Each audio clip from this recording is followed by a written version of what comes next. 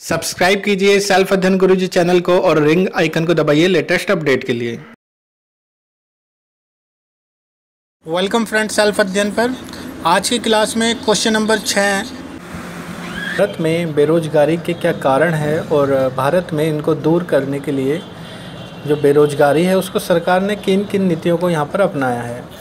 या ये क्वेश्चन आपको इस तरीके से भी मिल सकता है कि भारत में बेरोजगारी के स्वरूप तथा आयाम की समीक्षा कीजिए और भारत में कितने प्रकार की बेरोजगारी पाई जाती है। या आपको ये क्वेश्चन इस तरीके से भी दिख सकता है कि भारत में ग्रामीण और शहरी बेरोजगारी की प्रकृति को समझाइए, इन्हें दूर करने के लिए सरकार द्वारा उठाए गए कदमों की विवेचना कीजिए। बाकी के ये क्वेश्चंस आप डिस्क्रिप्शन लिंक से डाउनलोड कर सकते हैं, जो यहाँ पर इस वीडियो के डिस्क्रिप्शन में दिया गया है। तो देखते हैं कि साधारण बोलचाल में सभी व्यक्ति जो कि उत्पादक कार्य में लगे हुए नहीं होते उन्हें बेरोजगार कहा जाता है, यानी कि जो वर्किंग नहीं है वो हमारे लिए अनएम्प्लॉयमेंट है। और विश्लेषण के लिए ऐच्छिक और अनैच्छिक बेरोजगारी में अंतर करना होता है। तो बेरोजगारी की अवधारणा केवल जनसंख्या तक ही सीमित नहीं है। तो केन्स ने इसका जो केन्स के अनुसार हैं, जो हमारे अर्थशास्त्री हैं, उनका कहना है कि कार्यकारी जनसंख्या का एक अंश या तो रोजगार में दिलचस्पी नहीं रखता था, फिर मजदूरी की प्रचलित दरों से अधिक मजदूरी की दरों पर काम करने के लिए तैयार होगा। अतः इससे केन्स ने ऐच्छिक बेरोजगारी माना है, यानी कि जो अधिक मजदूरी की दरों पर काम करने के लिए तैयार होते हैं प्रचलित दरों पर, वो यहाँ पर बेरोजगारी ऐच्छिक बेरोजगारी इसको माना है। जबकि अनिच्छिक बेरोजगारी की स्थिति वह है जिसमें लोग मजदूरी की प्रचलित दरों से कम दर पर कार्य करने के लिए भी तैयार हो जाते हैं, लेकिन उन्हें रोजगार भी नहीं मिलता। तो भारत में बेरोजगारी व्यापक स्तर पर विद्यमान है। यह इस बात से स्पष्ट हो जाता है कि 10वीं पंचवर्षीय योजनाओं में भारत में लगभग बेरोजगारी की संख्या जो 41 लाख से बढ़ गई है। भारत में ग्रामीण और शहरी दोनों क्षेत्रों में बेरोजगारी अभी भी व्यापक है, लेकिन शहरी बेरोजगारी की तुलना में ग्रामीण बेरोजगारी अधिक है। तो बात करते हैं यहाँ पे ग्रामीण बेरोजगारी की। भारत में जो ग्रामीण बेरोजगारी है उसके निम्नलिखित स्वरूप है यहाँ पर। सबसे पहला है इसमें मौसमी बेरोजगारी। तो मौसमी बेरोजगारी से तात्पर्य यह है कि श्रमिकों को साल में कुछ ही समय रोजगार प्राप्त होता है और बाकी समय वो बेरोजगार रहते हैं। जैसे फसलों की बुआई और कटाई के समय किसानों को रोजगार तो प्राप्त हो जाता है, लेकिन उसके बाद वो बेरोजगार हो जाते हैं। दूसरा इसमें आता है परछन बेरोजगारी। परछन बेरोजगारी से तात्पर्य यह है ऐसी बेरोजगारी जिसमें श्रमिक देखने में तो कार्य करते हुए नजर आते हैं, लेकिन वास्तव में उनका उत्पादन में कोई योगदान नहीं होता। अर्थात यदि उन्हें कार्य से हटा भी दिया जाए तो भी उत्पादन में कोई कमी नहीं आती। भारत में लगभग कृषि क्षेत्र में लगी श्रम शक्ति का छठा भाग परछन रूप से बेरोजगार है। अगर बात करें ग्रामीण बेरोजगारी के कारण की, तो पहला आता है ग्रामीण क्षेत्रों में बढ़ती हुई कार्यशील जनसंख्या।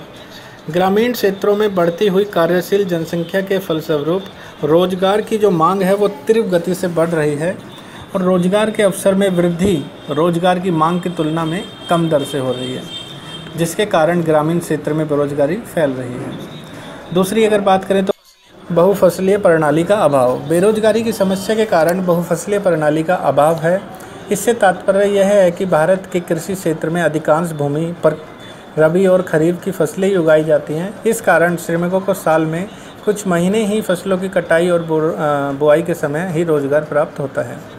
तीसरी बात करें तो ग्रामीण औद्योगिकरण का अभाव। भारत में ग्रामीण औद्योगिकरण के अभाव के कारण रोजगार के अवसरों में उस दर से वृद्धि नहीं हो पाई है जिस दर से रोजगार की मांग में वृद्धि हुई है। इसी के परिणाम स्वरूप भूमि पर आवश्यक से अधिक श्रमिकों की निर्भरता बनी हुई है। इसके परिणाम स्वरूप परछन बेरोजगारी यहाँ पर पाई जाती है। इसके अलावा कई श्रमिक पूरे साल भर कोई रोजगार प्राप्त नहीं कर पाते, अतः खुली बेरोजगारी की समस्या अभी भी विद्यमान है। तो उपरोक्त विश्लेषण से यह स्पष्ट हो जाता है कि बहुफसलीय प्रणाली और ग्रामीण औद्योगिकरण के अभाव में भारत में ग्रामीण क्षेत्र में मौसमी व परछन या खुली बेरोजगारी को बढ़ावा यहाँ पर मिला है। तो ग्रामीण बेरोजगारी को दूर करने के लिए निम्नलिखित कार्यक्रम चलाए गए हैं, जो कि सरकार द्वारा है। स्वर्ण जयंती ग्राम स्वराज योजना। यहाँ पर अप्रैल 1999 में रोजगार के अवसर उत्पन्न करने तथा गरीबी को समाप्त करने के लिए ग्रामीण क्षेत्रों में स्वर्ण जयंती ग्राम स्वरोजगार योजना का आरंभ किया गया। इस योजना में पहले से चल रहे एकीकृत ग्राम विकास कार्यक्रम तथा स्वरोजगार हेतु ग्राम युवाओं के प्रशिक्षण इत्यादि कार्यक्रम को प्रतिस्थापन किया गया है। इस कार्यक्रम में गांवों के बेरोजगार लोगों को आय का प्रजनन करने वाली परिसंपत्तियों के लिए सरकार ने बैंकों से आसान तथा सस्ती ब्याज दर पर ऋण और अधिक आर्थिक सहायता देती है। इस योजना के अंतर्गत व्यक्तियों को परियोजनाओं की लागत का 30% से आर्थिक सहायता तथा स्वयं सहायता समूह को 50% आर्थिक सहायता के रूप में प्राप्त होंगे। तो यहाँ पर स्वर्ण जयंती ग्राम स्वराज योजना पर किए जाने वाले खर्च का केंद्र तथा राज्य सरकारों में जो बंटवारा है 75.25%, यानी कि 75 जो है केंद्र सरकार का, 25% जो है वो राज्य सरकार का है। तो इस योजना का जिला विकास एजेंसियों द्वारा पंचायत समितियों के माध्यम से लागू किया जाता है। दूसरी अगर बात करें तो है संपूर्ण ग्रामीण रोजगार योजना। यह योजना 1 सितंबर 2001 में आरंभ की गई। यह ग्रामीण क्षेत्रों के लिए एक मजदूरी रोजगार योजना है। पुरानी 2 रोजगार योजना उत्पन्न करने और गरीबी का उन्मूलन करने वाली योजना जो जवाहर ग्राम योजना तथा रोजगार आश्वासन योजना थी, उनको मिलाकर इसे चालू करा गया है। तो इस योजना का उद्देश्य अतिरिक्त श्रम बल को रोजगार के अवसर प्रदान करके देश के विभिन्न क्षेत्रों में आर्थिक और सामाजिक संरचना का विकास करना है। इस योजना का लक्ष्य श्रमिकों को 100 करोड़ मानव दिवसों का रोजगार सर्जन करना है। इस योजना का खर्च केंद्र तथा राज्य सरकार में 87.5 और 12.5 के अनुपात में बांटा जाता है। अगर बात करें नेक्स्ट की तो है प्रधानमंत्री ग्रामोदय योजना PGY। यह योजना 2001 में आरंभ हुई थी। इसका उद्देश्य स्वास्थ्य, शिक्षा, पीने का पानी, आवास, सड़क के विकास द्वारा ग्रामीण लोगों के जीवन स्तर में सुधार लाना है। इसमें 3 योजनाएं शामिल है: प्रधानमंत्री ग्राम सड़क योजना, प्रधानमंत्री ग्रामीण आवास योजना और प्रधानमंत्री ग्रामीण पेयजल योजना। अगली जो योजना है वो है इंदिरा आवास योजना। तो इस योजना के अंतर्गत निर्धन, अनुसूचित जातियों, मुक्त बंधुआ श्रमिकों तथा निर्धनता रेखा के नीचे रहने वाले लोगों को अर्ध पक्के मकान तथा कच्चे मकानों को अर्ध पक्के मकान में बदलने के लिए वित्तीय सहायता देना है। इस योजना के लिए खर्चों का केंद्र तथा राज्य सरकारों के बीच 75-25 के अनुपात में बांटा जाता है। इस योजना को कार्यान्वित करने की जिम्मेदारी जिला ग्रामीण विकास एजेंसी की है। अगला है राष्ट्रीय ग्रामीण रोजगार गारंटी योजना। इस योजना को सन 2006-07 में लागू किया गया। इसके अंतर्गत उन सभी व्यक्तियों को जो न्यूनतम मजदूरी पर काम करने के लिए तैयार हैं, उन्हें कम से कम 100 दिवस का काम दिया जाता है। इस योजना के लागू होने पर संपूर्ण ग्रामीण रोजगार योजना को समाप्त कर दिया गया। सन 2007 में राष्ट्रीय ग्रामीण रोजगार गारंटी कानून को लागू किया गया तथा 200 जिलों में इस योजना को लागू किया गया। सन 2007 में 130 और जिले इस योजना के अंतर्गत लाए गए। 1 अप्रैल 2008 से इस योजना को देश के सभी भागों में लागू कर दिया गया। अगला आता है भारत निर्माण योजना। सन 2005-06 में सरकार ने भारत निर्माण कार्यक्रम आरंभ करा। इसका उद्देश्य जो था ग्रामीण क्षेत्रों में आधारभूत सुविधाओं तथा ग्रामीण आधारिक संरचना को मजबूत बनाना है। आधारिक संरचना में मकान, सिंचाई, पेयजल, सड़कें, विद्युतीकरण तथा ग्रामीण क्षेत्रों में टेलीफोन की सेवाएं भी शामिल हैं। आशा है कि इससे रोजगार के अवसरों में वृद्धि होगी तथा निर्धनता के विस्तार में भी कमी आएगी। अगली जो योजना है वो है जयप्रकाश रोजगार गारंटी योजना। तो सन 2002 से 3 के संघीय बजट सरकार में देश के सर्वाधिक पिछड़े जिलों में गारंटी रोजगार योजना उपलब्ध कराने की सुझाव दिया गया। इस योजना को लागू करने के लिए परिचालन औपचारिकताएं अभी ढूंढी जा रही हैं। अगर बात करें आगे की तो शहरी बेरोजगारी, पिछला हमने पढ़ा था ग्रामीण बेरोजगारी और यहाँ पर है शहरी बेरोजगारी। तो शहरी क्षेत्रों में बेरोजगार अपना नाम रोजगार के दफ्तरों में पंजीकृत करा लेते हैं। सन 1961 तथा 2001 के बीच रोजगार के दफ्तरों में पंजीकृत नौकरी चाहने वालों की संख्या में 12 गुना वृद्धि हुई है। सन 1961 में 32 लाख पंजीकृत बेकार व्यक्ति थे। सन 2001 से 2 में उनकी संख्या बढ़कर 423 लाख हो गई। शहरी बेरोजगारी को मोटे तौर पर निम्नलिखित श्रेणी में बांटा जाता है। पहला है औद्योगिक बेरोजगारी। औद्योगिक बेरोजगारी की समस्या समय बढ़ने के साथ साथ जटिल बनती जा रही है। इसका संबंध अशिक्षित श्रम बल की बेरोजगारी से है, जो कि उद्योगों, खनन, परिवहन, व्यापार तथा निर्माण क्रियाओं में काम करने के इच्छुक होते हैं। इस बेरोजगारी के लिए जिम्मेदार जनसंख्या वृद्धि, ग्रामीण क्षेत्र से शहरी और काम की तलाश में लोगों का जो प्रवाह हो रहा है, उसे पश्चिमी देशों की तरह मशीनीकरण को अपनाया जा रहा है। शिक्षित बेरोजगारी की बात करें तो शहरी क्षेत्र में शिक्षित बेरोजगार श्रमिकों को न केवल मौद्रिक मैट्रिक जो है, इंटरमीडिएट हैं, बीए इत्यादि ये सब शामिल हैं, बल्कि इसमें एमए, एमकॉम, डॉक्टर, इंजीनियर और अन्य प्रशिक्षित श्रमिक भी इसमें शामिल हैं। इसलिए मध्यम जो वर्ग है वो बेरोजगारी की समस्या से गंभीर रूप जो है वो धारण कर लेती है। अगर बात करें युवकों और महिलाओं में बेरोजगारी की, तो युवा बेरोजगार उन बेरोजगारी को कहा जाता है जो कि 15 से 29 वर्ष की आयु तक के बीच में होते हैं। इस प्रकार की बेरोजगारी ग्रामीण तथा शहरी दोनों क्षेत्रों में पाई जाती है। ये शिक्षित व्यक्ति सफ़ेद पोस्ट नौकरियों की तलाश करते हैं। इस श्रेणी के लोगों की बेरोजगारी की दर उच्चतम होती है। किसी लाभप्रद व्यवसाय से वंचित युवा वर्ग आतंकवाद तथा बर्बरता जैसी सामाजिक बुराइयों का शिकार हो जाते हैं। महिला बेरोजगारी की बात करें तो देश में मुश्किल से 22% महिला ही किसी न किसी रोजगार में लगी हुई हैं।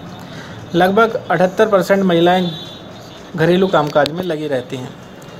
शहरी बेरोजगारी के कारण क्या क्या हैं? तो उसमें आता है श्रमिकों का गांव से शहर की ओर पलायन। जो शहरी बेरोजगारी का एक मुख्य कारण है वो श्रमिकों का ग्रामीण क्षेत्र से शहरों की ओर पलायन है, क्योंकि गांव में रोजगार के उतने अवसर उपलब्ध नहीं हैं जितने कि शहरों में हैं। इसलिए श्रमिकों को शहरों की ओर पलायन होता रहता है, जिसके कारण जो है शहर में बड़ी मात्रा में श्रम शक्ति इकट्ठा हो जाती है, जिससे शहरों में बेरोजगारी को बढ़ावा मिलता है।